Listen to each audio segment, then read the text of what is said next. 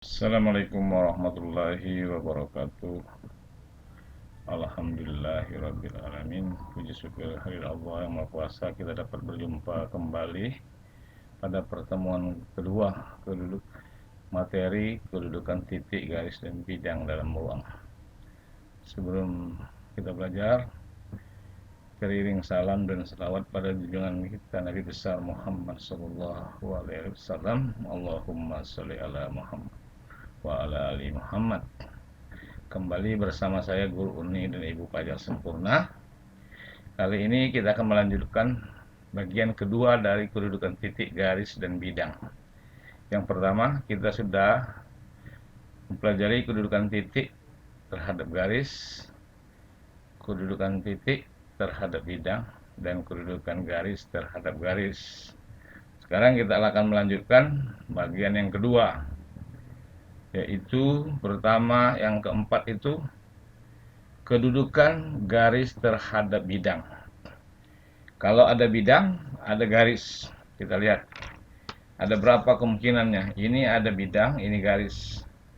Jadi ada kemungkinannya itu ada, pertama bidang terletak pada garis, yang kedua bidang sejajar garis, yang ketiga bidang menembus garis.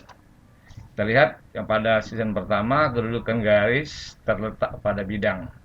Sesuai dengan aksioma 3, sebuah garis dan sebuah bidang mempunyai dua titik persekutuan, maka garis itu seluruhnya terletak pada bidang. Jadi untuk melihat apakah garis terletak pada bidang, apabila garis dan bidang itu mempunyai dua titik sekutu, maka artinya garis tersebut terletak pada bidang. Kita lihat pada gambar. Nih, ada dua buah titik sekutu antara garis dan bidang itu, maka disebut garis itu terletak pada bidang. Lanjutkan. Garis sejajar bidang. Ini garis sejajar bidang. Kapan garis dikatakan sejajar dengan bidang? Jika garis dan bidang itu tidak mempunyai persekutuan.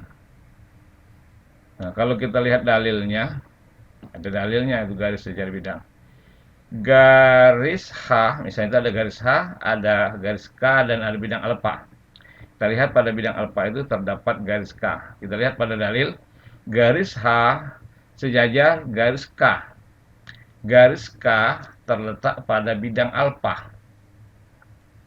Nah, kalau garis K itu terletak pada bidang alfa dan sejajar H, maka kesimpulannya adalah garis H sejajar bidang alfa. Dipaham? Untuk melihat sebuah garis sejajar bidang, lihatlah pada garis tersebut ada garis yang sejajar pada bidang itu dengan garis tersebut, maka disebutlah garis sejajar bidang. Berikutnya, kita lihat garis menembus bidang. Kita lihat pada proyektor itu. Garis dikatakan menembus bidang jika garis dan bidang mempunyai satu titik persekutuan, atau dikatakan garis dikatakan menembus bidang jika garis dan bidang itu tidak sejajar. Kalau garis dan bidang itu tidak sejajar, pasti dia dikatakan menembus. Artinya garis itu menembus bidang. Kalau dia begini namanya terletak, kalau begini namanya sejajar, kalau ini namanya menembus. Jadi ada tiga kemungkinan antara kedudukan garis dan bidang. Pertama, garis terletak pada bidang, garis sejajar bidang, dan terakhir garis menembus bidang. Kita lihat pada contoh 3, contoh lanjutan. Ada kubus ABCD EFGH seperti gambar di bawah ini. Tentukanlah kedudukan yang pertama. A itu adalah kedudukan CD terhadap bidang ABFI. Yang kedua, CE kedudukannya terhadap bidang ABGH. ABGH. DC FH dengan bidang BC GF. Yang D-nya itu adalah AH dan bidang BDG. Kita lihat. Bisa Anda lihat kedudukan CD pada bidang ABFE, CE pada bidang ABEH. Mari kita bahas satu-satu. Nomor dulu kubusnya, kita lihat bagaimana kedudukan CE pada bidang F, ABFE. Nah, ABFE itu kita gambarkan ABFE, sudah itu CD. Nah, kita lihat. Kalau kita CD itu sejajar dengan BA. CD itu sejajar dengan BA. Sedangkan BA itu pada bidang ABFE. Menurut dalil tadi, maka kita simpulkan bahwa CD itu sejajar dengan bidang ABFE. Jelas. Yang kedua, kita lihat CE dengan bidang ABGH. Kita hapus dulu gambarnya ini. Pertama kita gambarkan garis bidang ABGH. Itu bidang ABGH. Dan kita tarik garis CE. Nah, kalau kita lihat bagaimana kedudukan CE dengan ABGH. CE itu pada bidang diagonal. Sedangkan CE itu diagonal ruang. Yang CE pasti tidak terletak pada bidang ABGH. Dan tidak sejajar, berarti otomatis CE itu akan menembus bidang ABGH. Jadi CE itu seperti ini. ABGH seperti ini, ada CE seperti ini.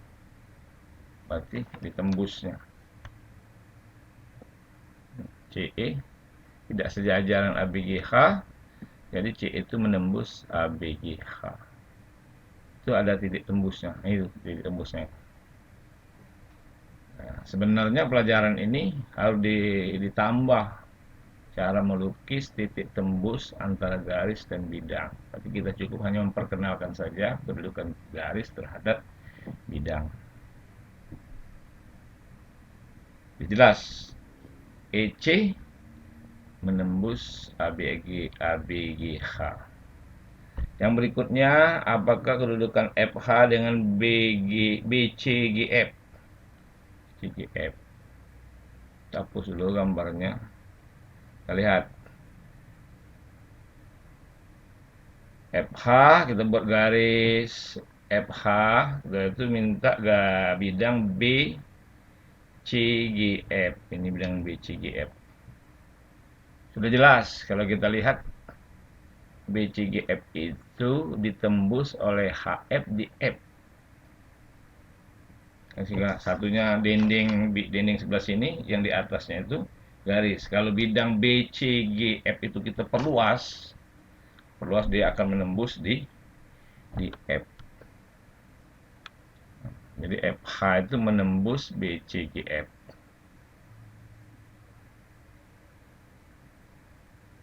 Paham? Kita lihat bagaimana kedudukan AH dengan bidang BDG. Kita lihat, kita hapus dulu gambar yang ini. AH itu AH dengan bidang BDG. Kita hubungkan garis-garis BG, BD, dan DG. Apa yang kita lihat?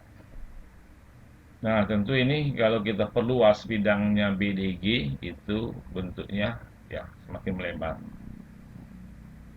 Kalau kita lihat seolah-olah bisa menembus, bisa jajar. Tapi kita menggunakan dalil tadi ada. Kita tahu di situ AH sejajar dengan BG. Pada kubus itu AH sejajar dengan BG. Sedangkan BG itu kalau kita lihat terletak pada bidang BDG. Jadi Anda bisa simpulkan. Kalau kita lihat AH sejajar dengan BG. BG terletak pada bidang BDG. Kesimpulan kita, menurut dalil tadi bahwa AH sejajar dengan bidang BDG. Dipaham? Itu kedudukan garis terhadap bidang. Garis sejajar bidang, garis menembus bidang, dan garis terletak pada bidang. Berikutnya kita akan lihat kedudukan garis terhadap kedudukan bidang terhadap bidang. Kalau kita punya bidang, ini bidang, berarti ada berapa kemungkinan? Kemungkinan dia berhimpit, kemungkinan dia sejajar, ada lagi tidak kemungkinan seperti ini apa namanya? Ini berpotongan. Tidak ada dua bidang bersilangan. Kalau begini, bukan bersilangan namanya. Kalau bidang yang ini diperluas, maka dia disebut berpotongan. Nah, kita lihat kapan dua bidang dikatakan berhimpit. Dua bidang dikatakan berhimpit, kalau bahasa kitanya seluruh titik-titik pada dua bidang itu terletak pada bidang yang sama. Atau kalau dibuat teorinya di sini, dua bidang dikatakan berhimpit jika kedua bidang itu mempunyai minimal 3 titik persekutuan. 3 titiknya itu tidak boleh segaris, yang jelas. Di dua bidang dikatakan berhimpit jika kedua bidang itu mempunyai minimal 3 titik persekutuan, yang tidak segaris 3 titiknya itu, catatan itu. Kita lihat pada gambar. Ini bidang kuning, ada lagi bidang yang apa ini? Bidang apa itu? Bidang biru. Dia mempunyai 3 titik persekutuan, kita lihat. Situ titiknya 2, 3. Kalau sudah minimal 3 itu jelas kedua bidang itu berhimpit. Berikutnya dua bidang sejajar. Kapan dikatakan dua bidang itu sejajar? Jika kedua bidang itu tidak mempunyai titik persekutuan. Jadi walaupun bidangnya kita perluas seluas-luasnya, dua bidang ini yang sejajar ini, kalau kita perluas seluas-luasnya, maka dia tidak mempunyai titik persekutuan. Maka dua bidang itu dikatakan sejajar. Kalau kita lihat gambarnya, ini. Nih. Nah, kenapa pada bidang alfa itu ada dua garis berpotongan H dan K, yang pada bidang beta itu ada M dan N bertiga berpotongan. Saya akan minta dalilnya di sini. Kapan dua bidang dikatakan sejajar? Ini dalilnya. Nah, apabila garis H pada bidang biru itu sejajar dengan garis M pada bidang kuning. Sedangkan garis K pada bidang biru sejajar dengan garis N pada bidang kuning. Garis K dan H berpotongan pada bidang yang sama, dia berpotongan. Garis M dan N pada bidang yang sama juga, pada bidang kuning juga berpotongan. Maka kalau ada keadaan seperti itu, maka dua bidang itu disebut sejajar. Jadi kalau keadaannya seperti itu, maka disebut dua bidang itu sejajar. Kita akan lihat contoh berikut ini. Belum. Dua bidang berpotongan, gitu kan ya. Dua bidang dikatakan berpotongan. Dua bidang dikatakan berpotongan jika kedua bidang itu tidak sejajar. Jadi kalau ada dua bidang tidak sejajar, dia disebut berpotongan. Atau bahasa lainnya, dua bidang dikatakan berpotongan jika dia mempunyai dua titik sekutu. Nah, ini misalnya. Ini dua bidang, kalau dua titiknya bersekutu, titik awalnya dan titik akhir. Atau dia mempunyai satu garis bersekutu. Jadi kalau dua bidang dikatakan berpotongan jika kedua bidang itu tidak sejajar, atau dikatakan bisa juga definisi lain, dua bidang dikatakan berpotongan apabila dia mempunyai satu garis sekutu. Atau dua bidang dikatakan berpotongan jika kedua bidang itu ada dua titik yang bersekutu. Titiknya bersekutu. Maka buah bidang itu disebut berpotongan. Jelas ya. Jadi kalau dua bidang, keadaan dua bidang itu ada yang berhimpit seperti ini, ada yang sejajar, ada yang berpotongan seperti ini. Ada tidak kemungkinan lagi dua bidang itu keadaan? Saya pikir hanya tiga ini berhimpit, sejajar, berpotongan. Nah, baru kita lihat contoh 4. Kubus ABCDUFGH. Jadi kubus ABCD titik UFGH pada gambar di bawah ini. Jadi kalau untuk menulis benda ruang itu ingat, kalau bidang alasnya itu ABCD titik UFGH. Artinya itu adalah kubus, bisa juga prisma segi 4, artinya alasnya segi 4, atasnya segi 3. Tapi kalau kamu tulis saja A, B, C, D, E, F, G, H, itu segi 8 namanya. Ya, itu saya ingatkan kembali. Jadi kubus A, B, C, D, E, F, G, H seperti gambar di bawah ini, tentukanlah kedudukan. Pertama bidang A, C, H dengan bidang B, E, G. B, E, G. Sudah itu B-nya A, C, H dengan bidang A, B, G, H.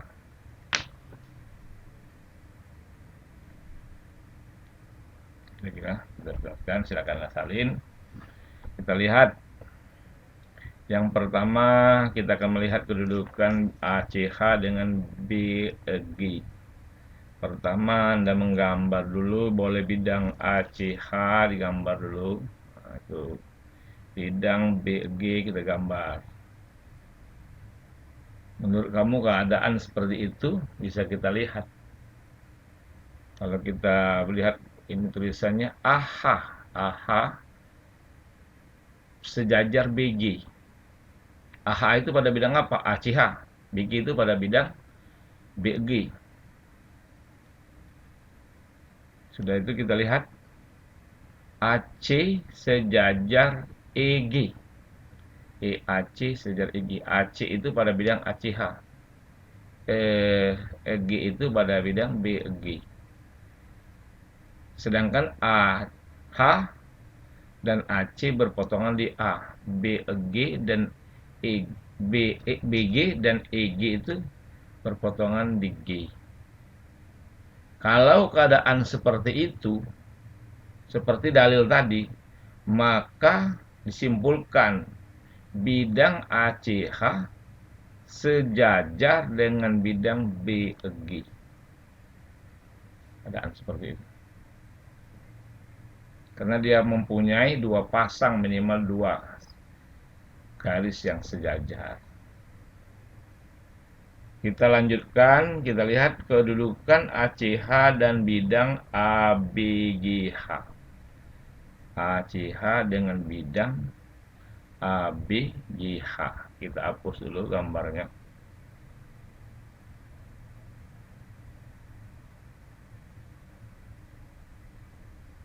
Ya, kita akan melihat ACH dengan bidang ABG. Kita lihat, kita gambar dulu bidang ACH. Setelah itu kita kasih warna bidang ABGH. BGH. Nah, itu bidang ABGH.